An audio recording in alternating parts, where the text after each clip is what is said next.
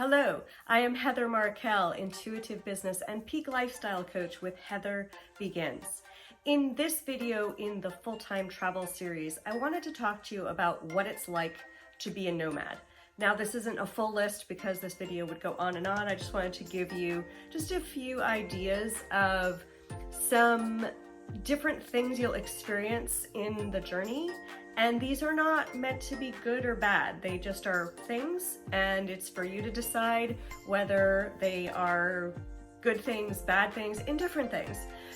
One of the things that you will encounter is that when you travel full-time and you're going around the world and people are seeing these great pictures and you don't appear to have a 9-to-5 regular job, people will think you're rich.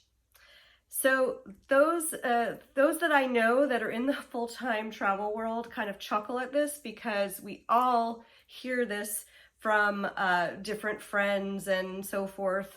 And we all chuckle because if they knew how we were living, I think they would think otherwise. So I think what happens is when you are working 9-to-5, and you take a vacation, you think like, oh my God, I'm taking a vacation. I deserve to splurge. I'm going to stay at the best hotel I can afford. I'm going to eat out for every meal, etc., etc. Well, that's really expensive. And so in your mind, you think, well, someone else that's full-time traveling must be living their life the same way. They must be, wow, like splurging on great hotels and great food and all these things. So they must be wealthy to be able to afford that. So sure enough, if that's the way that you're going to full-time travel, you do need to be wealthy. But if you aren't wealthy and you are wanting to travel for a long time, you're not going to be staying in the Ritz-Carlton and you're not going to be eating out every night. If you're fortunate, at times you'll have a house sit like this one, and you'll have a really nice house and you'll have a kitchen and you get to do all of your own cooking and it feels great. Other times you might be in a youth hostel. Other times you might be in a nice hotel if you're in, say, Asia, and it costs $12 a night and you can stay in a pretty nice place. So one thing to expect is that you may encounter some judgment from people who think that you're wealthy. So whatever you want to do with that, that's one experience you'll probably have being a full-time nomad. A second experience to expect is you will never have your own bed. So when you're traveling the world and you are doing it full-time, obviously you might return home at some point in your travels to say hi to family members and so forth. But while you're on the road, you don't have your own bed. You have a bed for a period of time that you are in a specific place. If you're in a house sit, it's someone else's bed that you're borrowing. Airbnb can maybe feel a little bit more homey sometimes. If you're in a youth hostel, obviously, like you have those beds. And so you're gonna have to adapt to different kinds of mattresses, different kinds of pillows, and the fact that you just don't have your own bed. And so I thought that would actually bother me a lot. And somehow it doesn't. Again, the experience of being in all of these different places, and I don't know, it's kind of fun, like see the different bedrooms. And some of them, gosh, some bedrooms I have been in, I'm like, oh, get me out of here. And other bedrooms I've been like, oh wow, I could hang out here like all day. So you'll have a range, and it's kind of fun because you get to compare and contrast. And when you have that awful bedroom, you know that a good bedroom is on its way. So take heart and, just get used to some of your mattresses may be lumpy and some may be super awesome. A third thing to expect when you're a full-time traveler, you're going to meet amazing people around the world. You're probably going to make some great new friends. So there's going to be a lot of hellos, a lot of new people in your life, and a lot of goodbyes because, of course, if you're going to be traveling and moving on every few months or whatever, however you decide to travel, you're going to create new friendships and then have to leave. And it does sometimes get hard, but at the same token, those friendships are lasting. So I am in touch with many of the people that I have met over the past 4 years, and I expect to stay in touch with them. And they're really special people that are part of my journey. So, even if we're not in touch for a while, we'll get back in touch. And so I might cry sometimes when I leave a place and leave people I really care about, but that just shows me how much I enjoyed myself, and that I was willing to be vulnerable and compassionate, that I have a big heart, all of those things.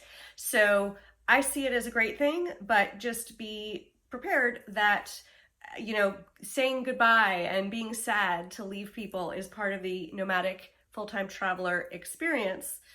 But right around the corner are new hellos and new wonderful people to meet.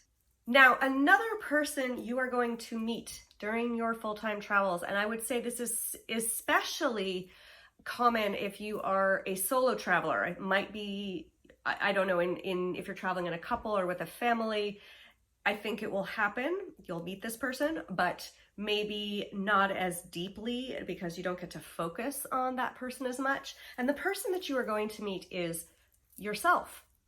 So the first year of my journey, I was quite surprised that everything that happened to me triggered an issue, a memory, a sensitivity, like everything. And so I felt like I was literally witnessing myself and living. Like, so I was being myself and witnessing myself at the same time.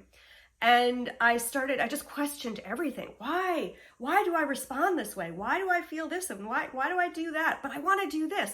So it's a little bit sometimes scary and disappointing when you realize this is why, if you've never heard it before, or if you have, I don't know, people say, if you're going to take the full-time travel journey, you should not take it to run away from something.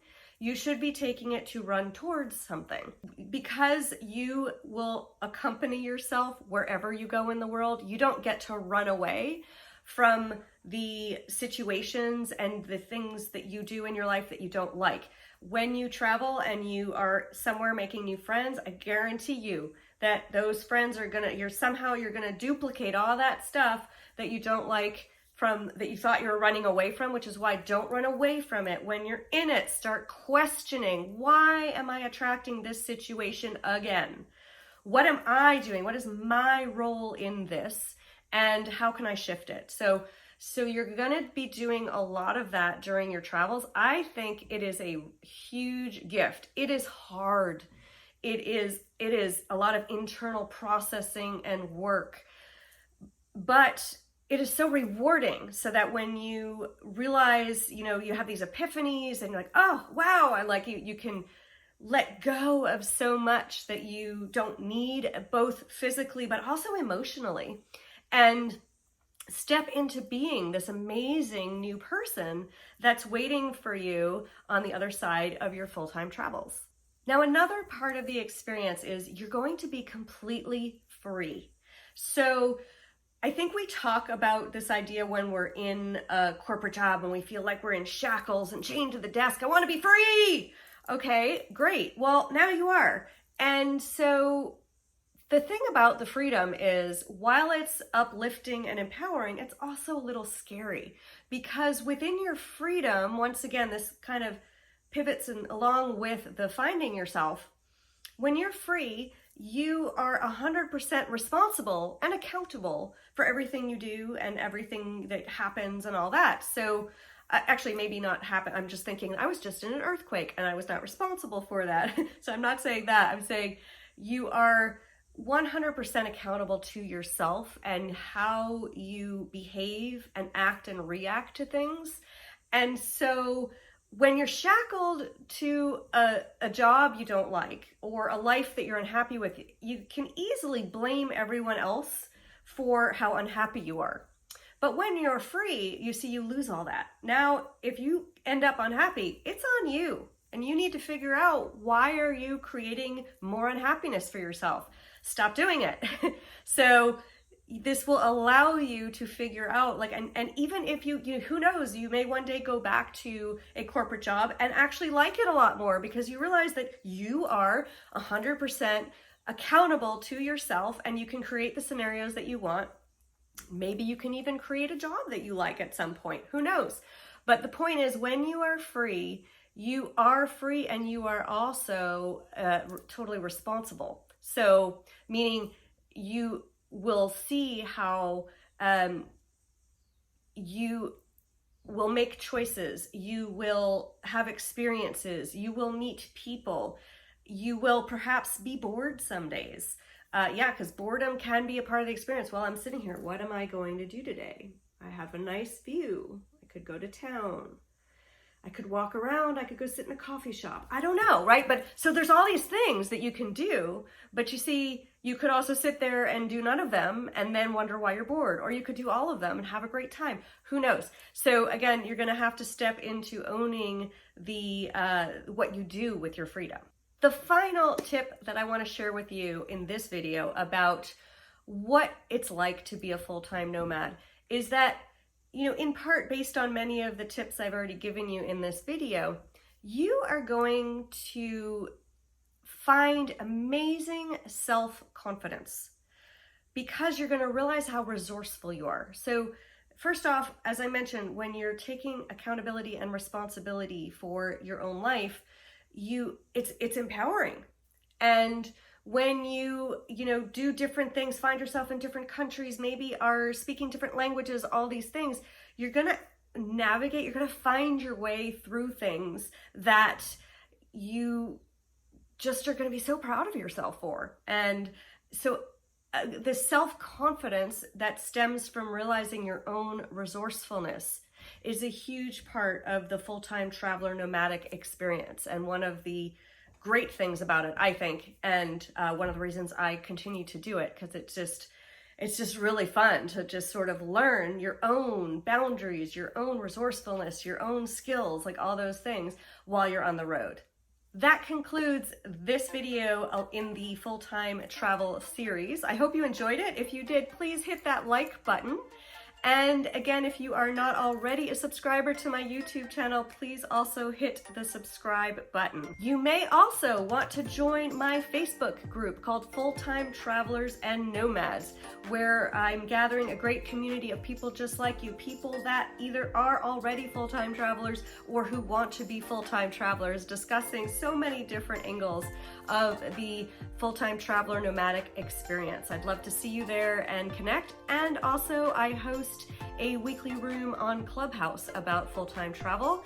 So if you check out my profile on Clubhouse, my handle is @HeatherMarkel. I'll put that in the notes as well.